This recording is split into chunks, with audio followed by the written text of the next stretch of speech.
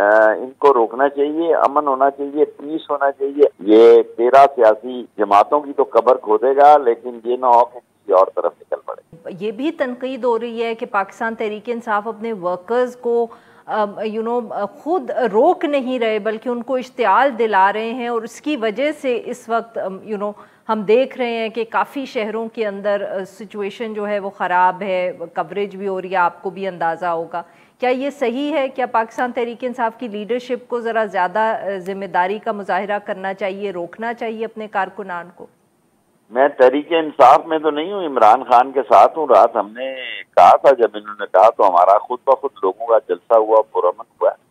میں مادر ملت کی کراچی کی ریلی میں بھی موجود تھا، میں آپ سے حل کا کینڈیڈیٹ بھی تھا، لیکن جو میں نے لاہور میں 2 دن عمران خان کے ٹرک پہ رہا ہوں، اس کے کنٹینر پہ رہا ہوں، یہ ایک نوجوانوں کی ابھرتی ہوئی پارٹی ہے۔ مجھے کوئی بزرگ دکھائی نہیں دیا۔ میں نے 3 سگار ختم کیے ہیں ایک ٹائم پہ، کہ میں دیکھوں کہ یہ پارٹی کی جو پی ٹی آئی اور عمران خان کے ساتھ یہ نوجوانوں کا ایک سمندر ہے جی۔